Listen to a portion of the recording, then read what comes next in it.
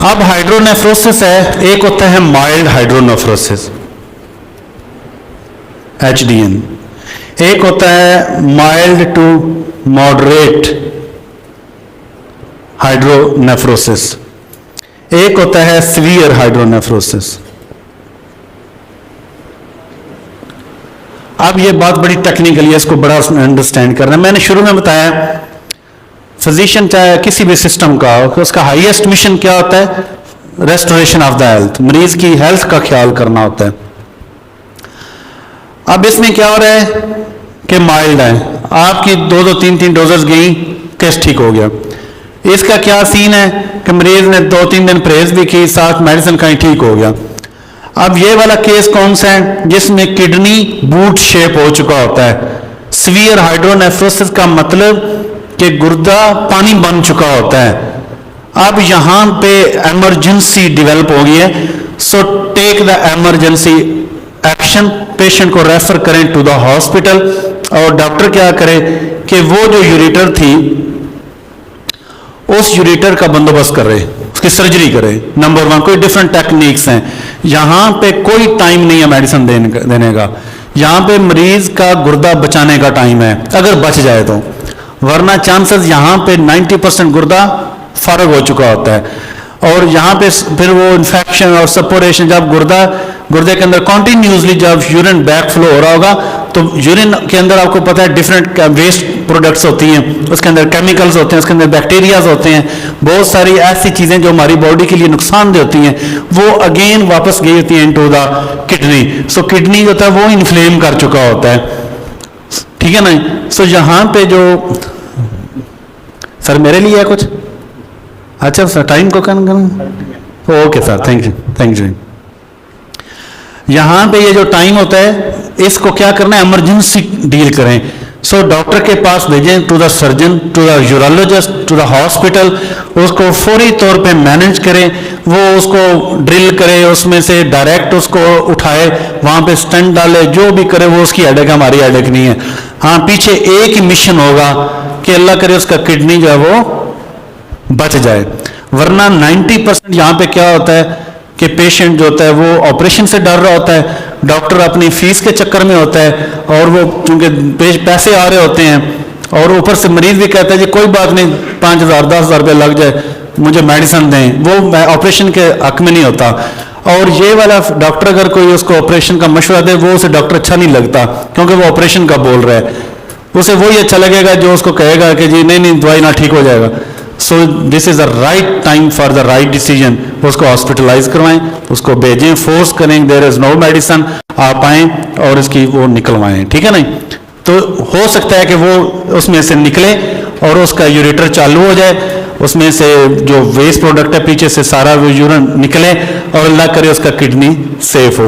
Otherwise वो फिर होता यही है कि जब वो वापस उसमें यूरिन चला जाता है तो उसमें जितने बैक्टीरिया ये वो चीज़ें सारी जमा हो जाती हैं, और वो फिर पस बन जाती है और फिर अफूनत सी बन जाती है, ठीक है सर। अब नेक्स्ट वन आते हैं रीनल फेलियर के ऊपर। लास्ट वन हम देखते हैं कि रीनल फेलियर को हम कैसे मैनेज करें।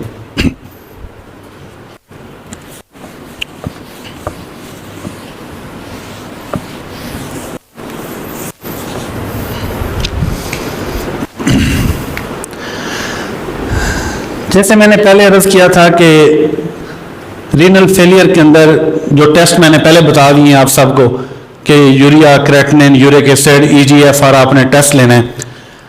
सबसे पहले क्या करना होता है कि डायग्नोज करना होता है कि रीनल फेलियर हुआ क्यों, रीनल फेलियर हुआ क्यों। ऐसे बहुत सारी कॉमन वजूहात के साथ, बहुत सारी कॉजेज के साथ साथ जो मेन 3 रीजंस हैं वो मैं डिस्कस करता हूं। नंबर 1 एक होता है हाइपरटेंसिव रीनल फेलियर,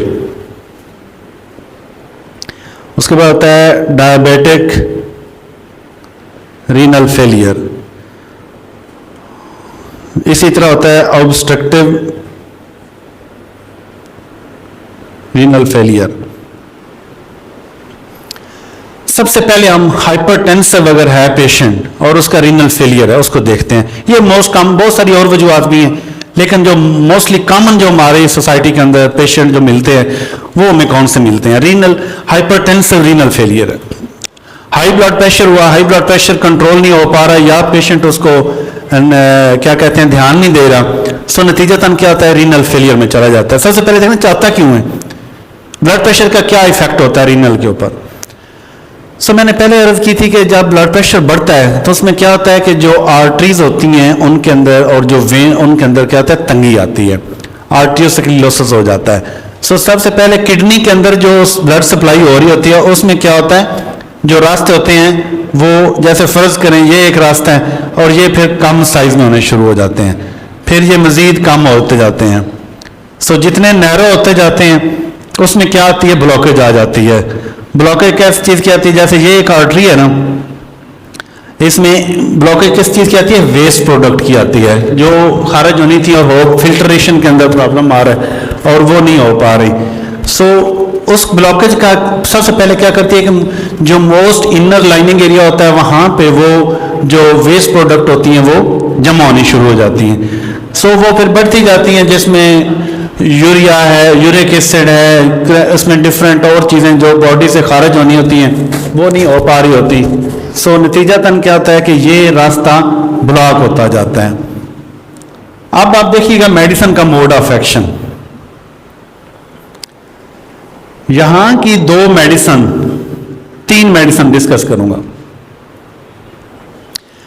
इस ब्लड प्रेशर को, रीनल हाइपरटेंशन को कंट्रोल करने की दवा, देखें ना, आम ब्लड प्रेशर को कंट्रोल करने की दवा बहुत कॉमन है, रोवेल्फी है, क्रेटेगस है, एलियमस्टाइव है।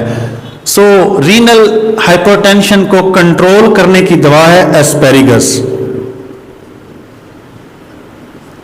इसके 20+20+20 अगर आप देंगे तो इसका ब्लड प्रेशर जो रीनल की वजह से वो कंट्रोल हो जाएगा।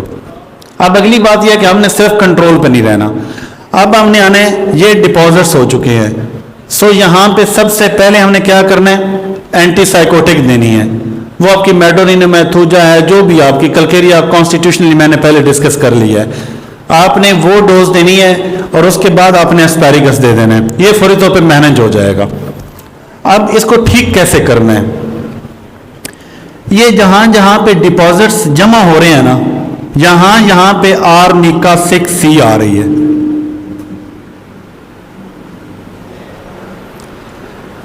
पूरी ब्लड सर्कुलेशन के अंदर, पूरे सर्कुलेटरी सिस्टम के अंदर जहां कहीं भी डिपॉजिट्स आ रहे हो, जिधर डिपॉजिट्स होना शुरू हो गया वहां पे आर्निका 6C आ गया।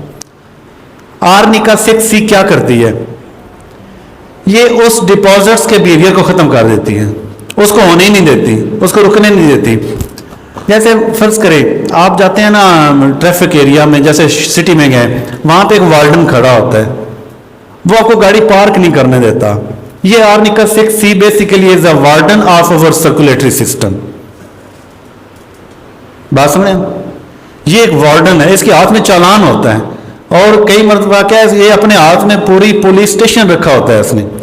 ये रुकावट का बायस नहीं बनने देती, ये ट्रैफिक को ब्लॉक नहीं होने देती, जो मर्जी कर लेना। ये किसी मिनिस्टर को मानती है ना किसी वजीर आजम को मानती है, वजीर आजम भी खड़ा भगा देगी। ये इतना बड़ा, ये basically this is a traffic warden of our circulatory system. Arnica 6C 30, 200, 1M, 10M लोग कहते हैं, सुनते रहते हैं, पढ़ते रहते हैं, मैंने कभी फायदा नहीं लिया, जब भी लिया आर्निका 6C से लिया। नेक्स्ट वन, अब इसके अंदर इसने सिर्फ क्या काम करना है, जरा गौर कीजिएगा, मैं इसको जरा बड़ा करता हूं।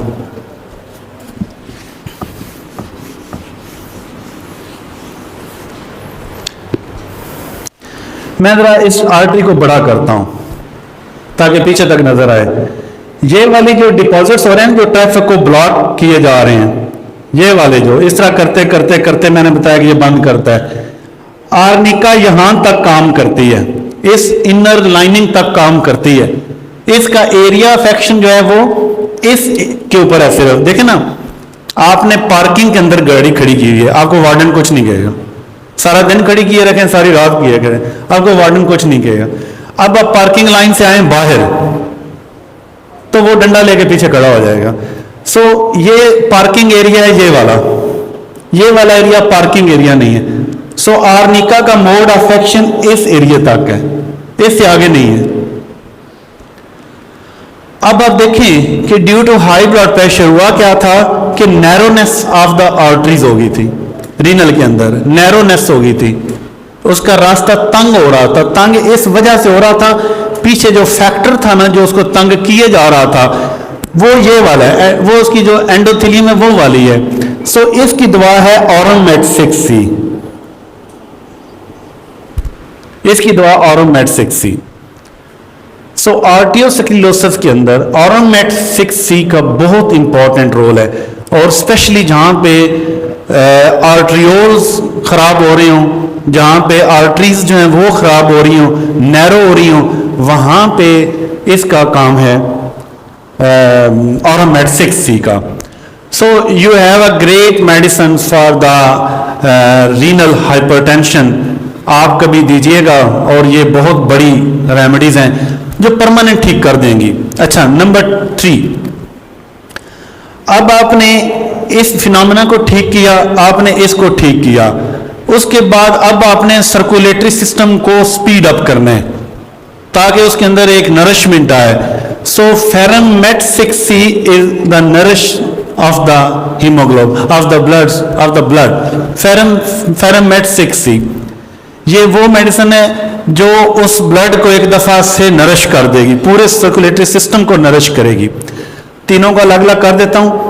ये वाली जो ट्रैफिक ब्लॉक कर रही थी ये आर्निका 6C से ठीक होगी, और ये जो जिसकी वजह से ब्लॉकेज हो रही थी, यानी जो बिहेवियर डेवलप हो गया था उसका आर्टरीज का अपना, उसको ऑरोमेट 6C ठीक करेगी।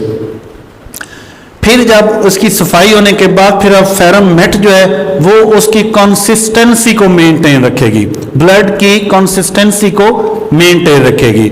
सो ये आप प्रेस्क्राइब करेंगे तो ब्लड की नरिशमेंट हो जाएगी, और आइंदा के लिए उसके अंदर एक जुर्रत पैदा हो जाएगी कि वो नेक्स्ट टाइम उसमें रुकावट ना हो। क्लियर है बात यहां तक? अब इससे थोड़ा सा और डीप चलते हैं हम। मैंने जैसे बताया था कि जैसे एओर्टा, फिर आर्टरीज, फिर उसके बाद आर्ट्रियोल्स। सो जब ये आर्ट्रियोल्स के अंदर इश्यूज आ जाते हैं, इंतहाई बारीक सर्कुलेशन के अंदर जब इशू आ जाते हैं, so then you have a ginkgo biloba. ये रीनल एक्टिवेटर है। रीनल फेलियर के अंदर जिनको बाइलोबा एक ऐसी दवा है जो रीनल एक्टिवेटर है। होता क्या है कि जब छोटी छोटी जो आर्ट्रियोल्स जब डैमेज होते हैं तो उनका जो प्रेशर होता है वो फिर आर्टरीज के ऊपर आना शुरू हो जाता है। फिर जब कॉन्टिन्यूसली आर्टरीज डैमेज होती हैं तो फिर मेन ट्रंक के ऊपर इफेक्ट आने शुरू हो जाते हैं। सो जब आर्ट्रियोल्स जब इफेक्ट हो जाएं तो फिर जिनको बाइलोबा इज अ रेमेडी। अब आप देखें जिनको बाइलोबा को मोस्टली लोगों ने ब्रेन तक रखा हुआ है। So the most complicated circulation in the body कहां पे होती है? ब्रेन के अंदर होती है। और उसके बाद कहां पे होती है? किडनी के अंदर होती है। बात समझ रहे हैं ना? सबसे ज्यादा कॉम्प्लिकेशन कहां पे होती है? ब्रेन के अंदर होती है। फिर उसके बाद किस में होती है? किडनीज के अंदर होती है। आपने लीवर की सर्कुलेशन देखी है, वो भी काफी होती है, इतनी कॉम्प्लिकेटेड नहीं होती, लेकिन किडनी की बहुत कॉम्प्लिकेटेड होती है। सो जहां पे कॉम्प्लिकेटेड सर्कुलेशन का स्ट्रक्चर डेवलप हो वहां पे जिनको बाइलोबा, यही वजह होती है कि जब आप दोपहर को उठते हैं, दोपहर हो जाती है, आपको काम करते करते आप थक जाते हैं, जिस वक्त आपका ये मन होता है ना कि अब मुझे कोई ना बुलाए, उस वक्त आप जिनको बाइलोबा को बुलाएं। इसके 10 कतरे लें, विद इन 10 मिनट्स आप फ्रेश हो जाएंगे। ये इतनी बड़ी दवा है। क्यों? ये एकदम आर्ट्रियोल्स के अंदर अपनी सर्कुलेशन को मेंटेन करती है, और जहां पे सर्कुलेशन मेंटेन होती है वहां पे ऑक्सीजन लेवल ठीक होता है, वहां पे न्यूट्रिएंट्स, माइक्रो न्यूट्रिएंट्स ठीक होते हैं, और वो जो कंडीशन बनी होती है वो क्लियर हो जाती है। क्लियर? अब नेक्स्ट वन, एक रेमेडी डिजिटैलिस। ये बहुत ज्यादा हम जब भी डिजिटैलिस की बात करते हैं तो हमें हार्ट याद आता है, ये दिल की दवा है, ऐसे ही है ना? लेकिन एक ऐसा किडनी का पेशेंट जिसमें ड्रॉप्सी हो जाए,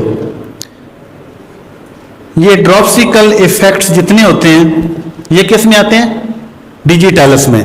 और डिजिटैलिस एक ऐसी दवा है जो उसको निकाल देती है, पानी को बॉडी से निकाल देती है। और इसके साथ फिर हमारी एक दवा बनती है, ये डिजिटैलिस। हाँ, जब भी दें, ये शुरू में आप 30 में दें और सुबह दोपहर शाम इसको दें।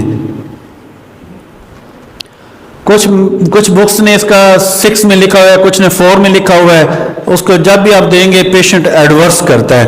30 के अंदर ये बहुत अच्छा इसको मानती है और ये बहुत अच्छी एक डायरोटिक भी है डिजिटेलस। जब रीनल फेलियर के साथ पेशेंट का जो है ना वो ड्रॉपसी हो तो डिजिटेलस। और इसी तरह एक दूसरी दवा है इसके साथ कैलकेरिया आर्स, ये भी 30 में चलती है।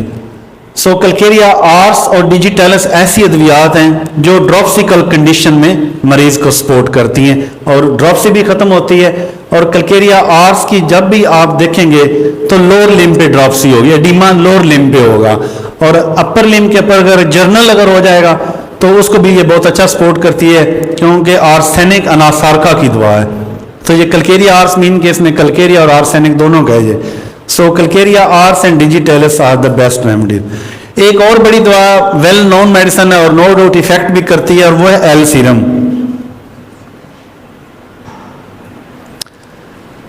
एल सीरम जब कभी भी काम करेगी हमेशा 6C में काम करेगी। और एल सीरम में ये होगा कि पेशेंट के एडिमा नहीं होगा।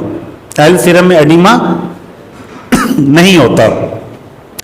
देखें यहां पे अगर आप दोनों मेडिसिन को अलग अलग कर लें, अगर रीनल फेलियर के साथ एडिमा नहीं है देन एल सीरम, अगर एडिमा है तो देन डिजिटेलस।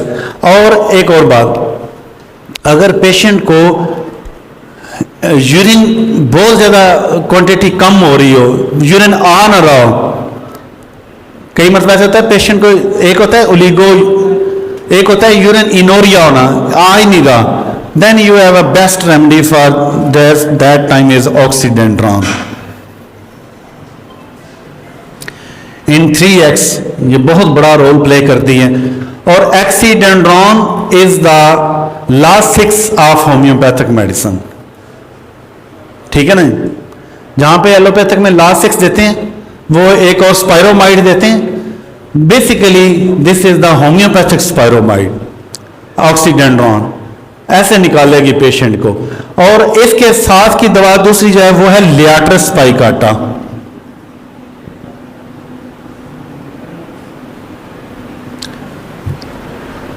लियाट्रस स्पाइकाटा जिस तरह डिजिटेलस के हम पल्ला दवा कैलकेरिया आर्स है और इसी तरह ऑक्सीडेंड्रॉन की जो हम पल्ला दवाई है वो है लियाट्रस स्पाइकाटा।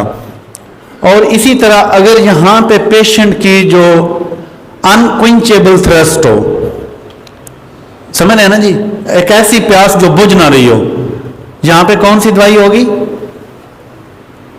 एक दवा सिर्फ जी, उसकी दवा होगी एपोसाइनम।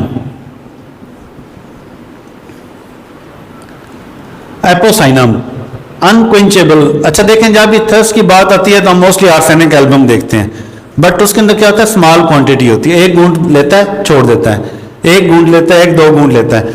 लेकिन इसमें क्या होता है कि वो पानी पीना छोड़ता ही नहीं है, यानी शाम को एक घड़ा रखें सुबह तक खाली कर देता है। This is हाइपोसाइनम।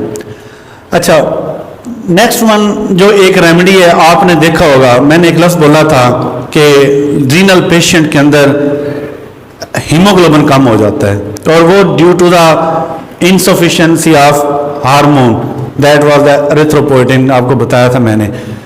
सो अगर रीनल पेशेंट के साथ एचबी कम हो रहा हो, HB low in renal patient, then your remedy is picric acid 6C, और कभी कभार बीच में 200 की महीने में 3 खुराकें दें आप। पिक्रिक एसिड क्या करता है, डायरेक्टली नेफ्रॉन के ऊपर इफेक्ट करता है और वहां पे जाके एरिथ्रोपोएटिन को ये एक्टिवेट करता है, स्टिमुलेट करता है। पिक्रिक एसिड आमतौर पे इसको लोग नहीं यूज करते, आमतौर पे खून की कमी में जब आते हैं पेशेंट तो लोग देते हैं जी चाइना और फेरमफास और वो कुछ इस तरह करके न, लेकिन जो बेसिक रेमेडी है वो पिक्रिक एसिड है। पिक्रिक एसिड से एचबी सपोर्ट करता है।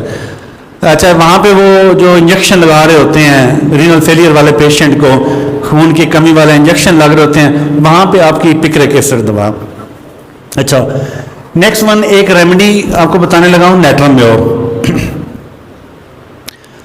नेट्रम म्योर का फिनोमेना ये है कि ये इलेक्ट्रोलाइट्स को इम्बैलेंस कर देता है। आपने पढ़ा था ना, रीनल का एक फंक्शन है कि रेगुलेट्स द इलेक्ट्रोलाइट्स।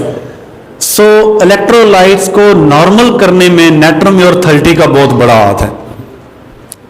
जब ये इलेक्ट्रोलाइट्स इम्बैलेंस हों तो क्या होता है उसमें कि जो वाटर होता है वो जमा होना शुरू हो जाता है। ये पूरी बॉडी से वाटर को उठा के किडनी की तरफ लेके आती है। ये जी हाइपरकालमिया के अंदर क्या होगा कि एक्चुअली होता क्या है कि जब आपका कई मरतबा जो सोडियम होता है वो बढ़ रहा होता है तो पोटेशियम कम हो रहा होता है, और पोटेशियम बढ़ रहा होता है तो सोडियम कम हो रहा होता है। So you have a best remedy at that time, electrolytes को रेगुलेट करने की दवा नेट्रम म्योर 30। ये क्या करती है कि पूरी बॉडी से जब इलेक्ट्रोलाइट्स बैलेंस नहीं रहते तो क्या होता है, एक तो गिडीनेस हो जाती है, वर्टाइगो हो जाते हैं, इस तरह बंदा झूलता है और चक्कर आते हैं और बेहोशी आती है, और इसी तरह बॉडी के अंदर एडिमा हो जाता है। इन सारी लामात को ख़त्म करके ये वाटर को किडनी की तरफ लेके आती है। इसका काम होता है सिर्फ किडनी तक वाटर को लेके आना। रिटेंशन वाटर जो होता है उसको उठा के किडनी तक लाती है।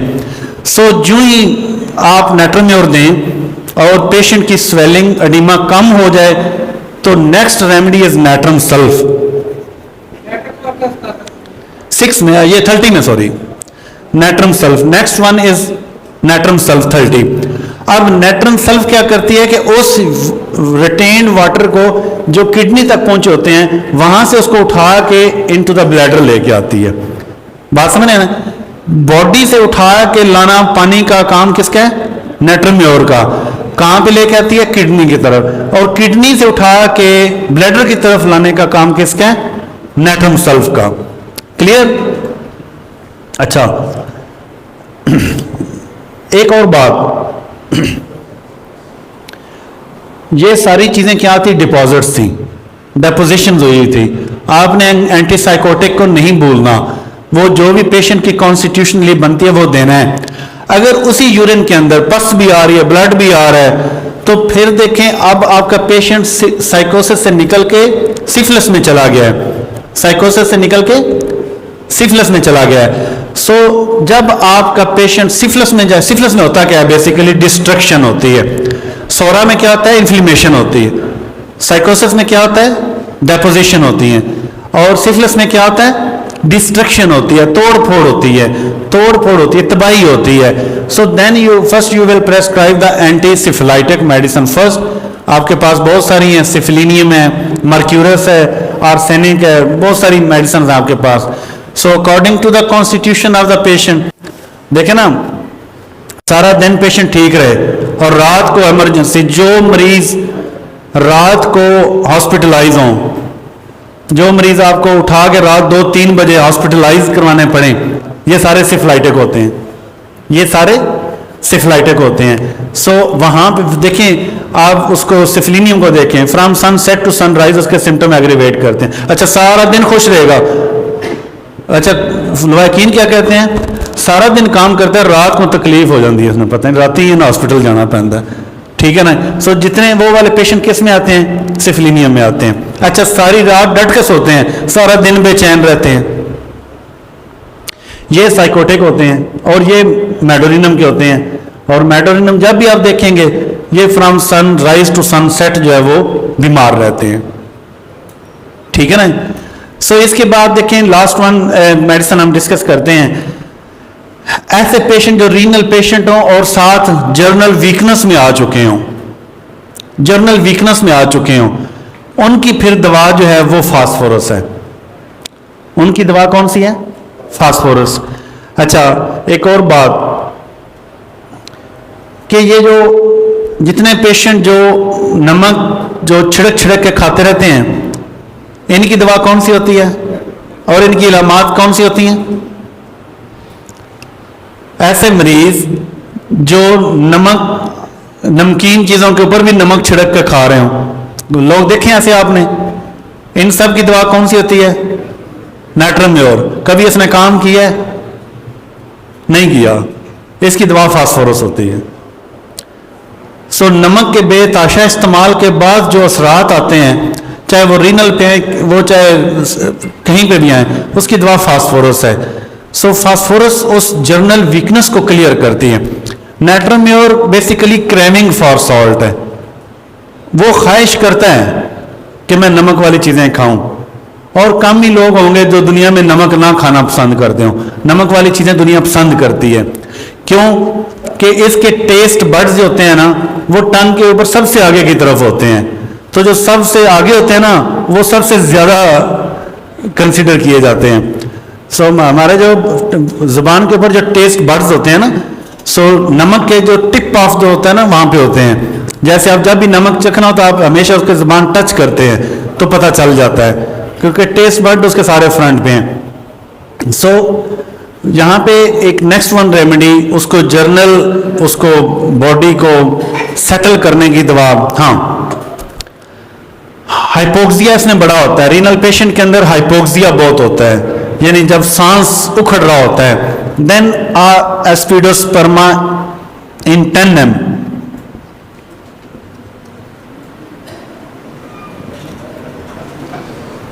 Is a remedy.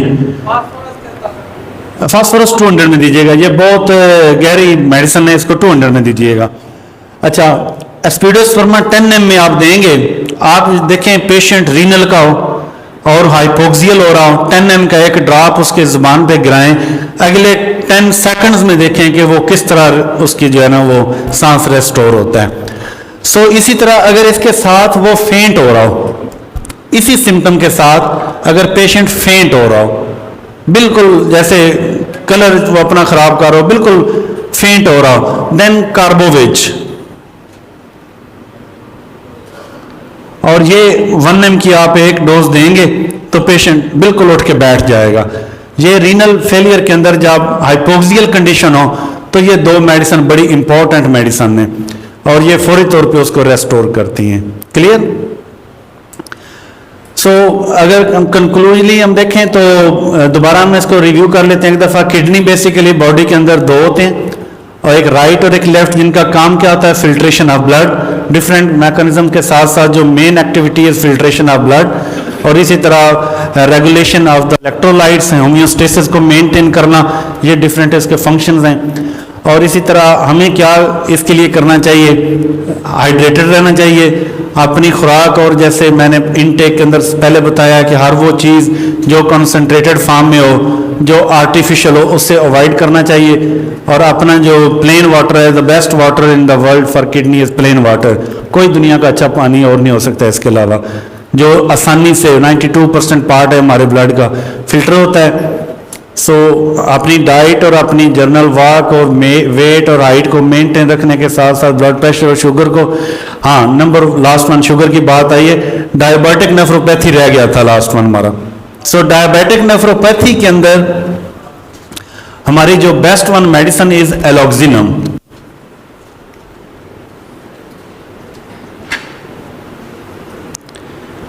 एलॉक्सिनम 200 और 1 ml की आप महीने में 4 खुराकें दें। ये डायबिटिक सबसे पहली बात यह है कि डायबिटीज़ को कंट्रोल करना। सबसे पहली बात तो ये है कि जो इसका इन्फ्लुएंस उसको ठीक करें, जो काज है उसको ठीक करें। सो आमतौर पे जो टेस्ट होते हैं वो लोग ले लेते हैं, सुबह खाली पेट ले लिया, खाने के बाद ले लिया, लेकिन आपने क्या करना है, वो टेस्ट हैं ही हैं। हर पेशेंट का आज से जितने भी आपके पास डायबिटीज़ के पेशेंट आते हैं, हर पेशेंट का आपने एक टेस्ट लिखना है HbA1c। HbA1c याद रखिएगा, हर 3 महीने बाद इस टेस्ट को रिपीट करवाना चाहिए। नंबर 1, ये 3 इसके 3 कंट्रोल होते हैं। इसका एक होता है गुड कंट्रोल, एक होता है फेयर कंट्रोल, एक होता है इसका पुअर कंट्रोल। सो इसकी जो परसेंटेज होती है, जो गुड कंट्रोल होती है, लिख लीजिएगा बेशक, this is normal from 5.6 to 6, और जो फेयर कंट्रोल होता है फ्रॉम 6.6 to 6.5, सॉरी 6.5 to 7, और जो मोर देन होता है 7 वो बेसिकली पोर कंट्रोल होता है। 8, 9, 10 जहाँ पे एक्शन की ज़रूरत होती है, मेडिसिन की ज़रूरत होती है। अगर पेशेंट का गुड कंट्रोल है तो this is okay, this is normal condition. अगर फेयर कंट्रोल है, no need of medicine, prescribe the diet and regime, patient की फिजिकल एक्टिविटीज़ को मेंटेन करवाएं, पेशेंट के इनटेक का ध्यान दिलाएं, थोड़ा खाए, दिन में 5 मरतबा खाए, और इसी तरह ऑर्गेनिक फूड्स भी आए, इसी तरह जो पैकिंग वाली जितनी फूड्स हैं ये सारी अवॉइड करें, और कोल्ड ड्रिंक्स ये वो सारी चीज़ें बंद करें। No need of medicine at this phase, at this control. So अगर वो फिर भी ठीक नहीं होता, 3 महीने बाद फिर भी यहाँ पे रहता है, उसका जब तक ये बिहेवियर ठीक नहीं होगा तब तक नहीं। देखें यहाँ पे रेमेडी होती है सल्फर, कैलकेरिया, आयोडियम। ये वो वाला टाइम होता है फेयर कंट्रोल का जब पेशेंट जो होता है ना वो अपनी खुराक का ध्यान नहीं देता। बस सर फ्री हो गया हम लोग ना, लास्ट फ्री हो गया, ध्यान नहीं देता, हर वक्त खाते रहना, इधर से खा लिया, उधर से खा लिया, बैठ के खा लिया, खड़े होके खा लिया।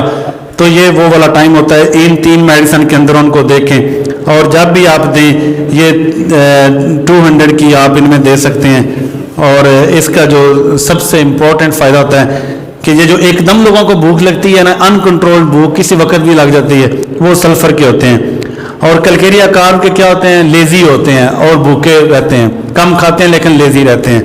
आयोडियम के क्या होते हैं, एक्टिव भी रहते हैं और खाते पीते भी रहते हैं। सो हर वक्त खाते पीते रहना, ये वाली कंडीशन होती है। तो जब ये वाली कंडीशन आ जाए पोर कंट्रोल पे, then you will prescribe the alloxanum. Alloxanum 200 और 1 ml में आप प्रेस्क्राइब करेंगे। So this is the best remedy. Next one is the great remedy for this time is gymnema. Gymnema sylvestre. So gymnema sylvestre basically alloxanum क्या है? एलॉक्सिनम क्या करता है कि बीटा सेल्स के अंदर एक्टिविटीज को बढ़ाता है, ठीक है ना। और beta cells you know they secretes the insulin. So gymnema sylvestre जो है ये क्या करता है कि उनको रीजनरेट करता है। एलॉक्सिनम उसके अंदर जो है वो नरिश करता है, और इसी तरह रीनल के अंदर नरिश लेके आता है, और जो जेमिनिमा सेल्विस्टर है वो वहाँ पे बीटा सेल्स के अंदर रीजनरेट करता है। So regenerative remedy in our beta cells is gymnema sylvestre. Okay जी, टाइम की वजह से अभी हम देखते हैं, अभी कोई क्वेश्चन हो तो आप प्लीज करें, फिर हम फ्री करते हैं इसको। यस सर, सॉरी ये बहुत भूल गया। एट्रोफिक किडनी के अंदर देखें जी, एट्रोफिक किडनी ये भूल गए हम लोग, थोड़ा सा टाइम मैनेज नहीं हो पाया हमसे। अब देखें एट्रोफिक में क्या होता है कि किडनी जिसे आमतौर पे कहते हैं जी फलां गुर्दा छोटा हो गया ना। सो इस छोटे किडनी की रेमेडी है प्लम्बम मेट। और प्लम्बम मेट जो है महीने में 3 डोजेस इसकी दें, 10 ml की प्लम्बम मेट की, और 6C दें सुबह दोपहर शाम। अच्छा, प्लम्बम मेट और जिनको बाइलोबा,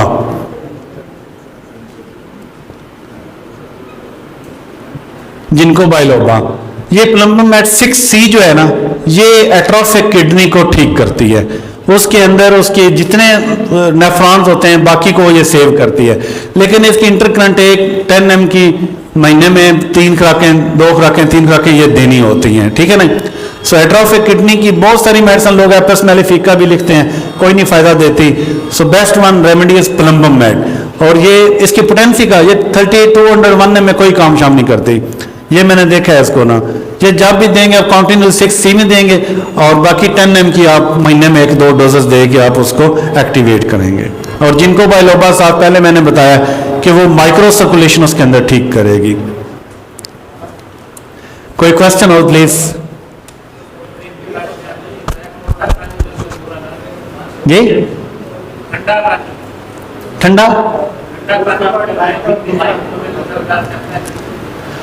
देखें जी, हर वो चीज जो हमारे नॉर्मल पीएच के लेवल से हट के होगी वो हमें नुकसान देती है।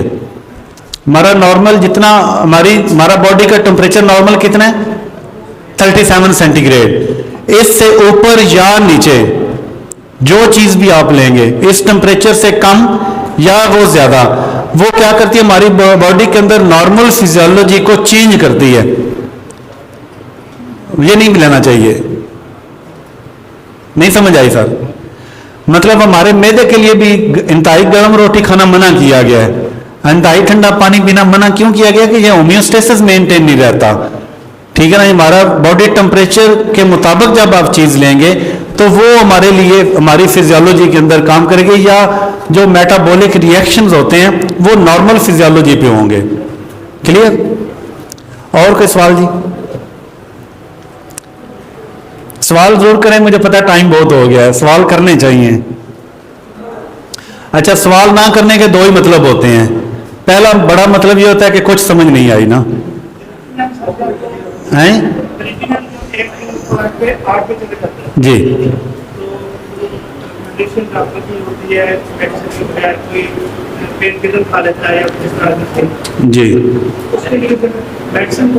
जी मैंने बताया ना जी, उसमें पेन किलर की जब जरूरत होगी तो फिर आपका आर्निका 6C में पेन क्लियर करेगा। आर्निका 6C बड़ी दवा है। अच्छा, ये मैं बताऊं, ये आर्निका को लोगों ने आज तक मोटरसाइकिल या साइकिल से गिरने की दवा बनाया है।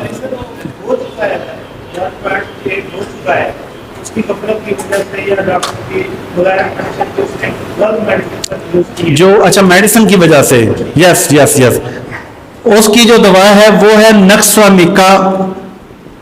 हाँ यस, ये साइटोटॉक्सिक जब हो जाए ना पेशेंट के अंदर, जब पेन किलर्स खाने से, ड्रग्स खाने से, अल्कोहल से, कोई भी ऐसी जो पेन किलर, स्टिमुलेंट्स, किसी तरह की भी मेडिसिन या ड्रग्स या कोई कुश्ता या कोई अल्कोहल वगैरह खाने पीने से अगर किडनी डैमेज हो जाए और उसका बेशक क्रिएटिनिन ऊपर चला गया हो, जो choice of remedy is nux vomica.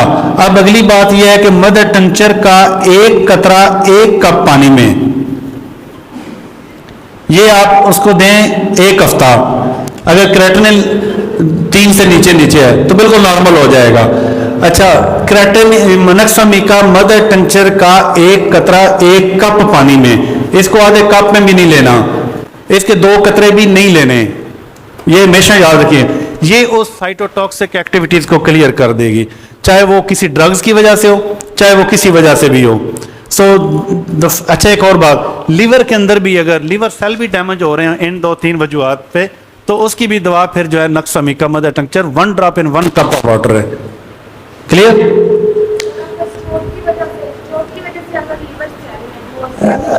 किसकी वजह से?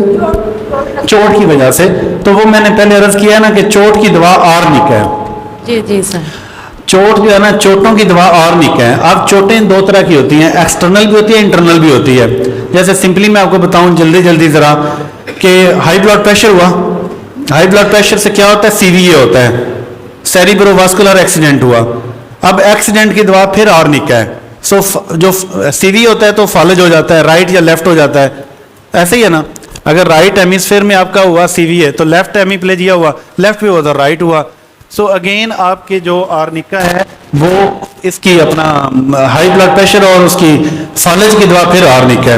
इसी तरह किडनी के ऊपर चोट आ गई है, सो चोट की पहली दवा ही आर्निक है और वो 6C में आप देंगे और उसको क्लियर करेगी। सर उसकी वजह से उसका क्रिएटिनिन लेवल है वो जब देखें किडनी डैमेज होने का मतलब ये है कि क्रिएटिनिन लेवल बढ़ गया है। So you will prescribe first arnica in 6C, उसका क्रिएटिनिन लेवल भी नीचे आएगा। बाद में आप उसे ऑरोमेट दें, वो जो भी हो, लेकिन arnica is the first remedy, उसको क्लियर कर, क्रिएटिनिन को ठीक करेगी। जैसे मैंने बताया हेपेटाइटिस सी हुआ, हेपेटाइटिस सी होने के बाद क्या हुआ? ALT बढ़ गया आपका, ठीक है ना। अब क्या हुआ कि लीवर सेल के ऊपर चोट आई है, किसने लाई है? वायरस ने। सो वायरस ने जो ही चोट दी है वहां पे तो ALT बढ़ा, वो लीकेज कर गया ना, तो उस ALT बढ़ने की दवा फिर आर्निका है। मैंने पता नहीं कितना पेशेंट किया आर्निका से, ALT कम हो जाता है। कोई और सवाल जी? आपने जैसा कि अपने लेक्चर के अंदर फरमाया कि अगर स्टोन जो है वो यूरिटर के अंदर होगी तो हाइड्रोनेफ्रोसिस हो जाएगा, यानी कि यहाँ पे हाइड्रो यूरिटर होगा। अगर हाइड्रो यूरिटर होगा तो वो आप मेडिसिन तब्दील हो जाएगी हाइड्रोनेफ्रोसिस वाली, या हाइड्रो यूरिटर की आपने वजाहत नहीं की? हाइड्रो यूरिटर बेसिकली देखें सर, सबसे पहली बात यह है कि जो ही यूरिटर के अंदर आके स्टोन रुका, उसने पहले यूरिटर को ही फुल करना है, फिर उसके बाद उसने किडनी को करना है। सो मेडिसिन आर सेम, उसमें चेंज नहीं होगी। ऑब्स्ट्रक्शन आ गई है जी डॉक्टर साहब। सर हाइड्रोनेफ्रोसिस के पेल्विस के अंदर कैल्शियम एक्सोलेट की पथरी हो यस, आप देखें पेल्विस के और अंदर, उसके लिए, हाँ, उसके Yes. लिए कौन सी रेमेडी यस यस यस, ये भी एक अच्छा पॉइंट था जो रह गया मेरे से, जाते जाते इसको करते हैं। जैसे किडनी का पेल्विस मैंने बताया कि ये वाला एरिया जो था ना, ये पेल्विस था, ठीक है नहीं। सो पेल्विस में डिसाइड करना है आपने कि स्टोन की पोजीशन क्या है। अगर तो उसने कंप्लीट उसको ब्लॉकेज किया हुआ है, then again necessary the emergency action like surgery and जो भी। Otherwise the acid mur nitro या nitro muriatic acid is the best remedy for this stone. Nitro muriatic acid भी से कहते हैं और एसिड म्योर नाइट्रो भी एक अच्छी दवा है, इसको फौरन निकाल देती है। लेकिन अगर उसकी साइज उसको ब्लॉक करके रखा हुआ हो, उसने PUJ को अगर ब्लॉक करके रखा हुआ, अगर जहाँ पे ब्लॉकेज आ गई कंप्लीट, वहाँ पे इमरजेंसी आपको जाना पड़ेगा, वहाँ पे मेडिसिन का टाइम नहीं रखते हम। कहते हैं कि होम्योपैथिक में एक्सोलेट पथरी किसी भी ड्रग से निकलती नहीं है। जी, होम्योपैथिक किसी भी ड्रग के यूज से कैल्शियम एक्सोलेट स्टोन नहीं निकल, ये इसके मैंने बारे में आप क्या डिफाइन करें? देखें सर, आपका भी कैल्शियम ऑक्सलेट का स्टोन हो, सूरत फिर वही है, कंडीशन उसकी हो तो नाइट्रो म्योरटिक एसिड दे के देखिएगा, निकल जाएगी। कौन सी ताकत में नाइट्रो में देनी चाहिए? जी, कौन सी ताकत में? यस, नाइट्रो म्योरटिक एसिड जो मैं यूज करता हूँ वो मोस्टली 30 में 200 में 32 में यूज करता हूँ, निकल जाती है इससे। अच्छा डॉक्टर साहब, अगर यूरिक एसिड ज्यादा होने से स्टोन हो तो फिर? मैंने अर्ज किया था कि first you will prescribe medorrhinum in 10 ml and next you will prescribe mother tincture ledums और फ्रेगेरिया। ये इसके स्टोन बड़े जल्दी खारिज कर देती है। फ्रेगेरिया का मैंने पूरा मैकेनिज्म बताया है। अच्छा, और किडनी स्टोन के लिए आपने सिंगल रेमेडी अभी बताई थी, कौन सी थी? जी, किडनी कोलैप्स हो जाए, डायबिटिक में अक्सर ये आते हैं जिसमें नेफ्रोटिक- डायलिसिस पे चले जाते हैं। नेफ्रोटिक सिंड्रोम हो जाए हाँ जी, तो मैंने प्लम्बम मेट बताई है 6C में। Thank you. वेलकम जी। उसकी वीडियो बन रही है इंशाल्लाह। हाँ, बल्कि वीडियो भी बने, नहीं सवाल बेशक करें जी, बिल्कुल सवाल करें। हाँ, चलें ठीक है जी।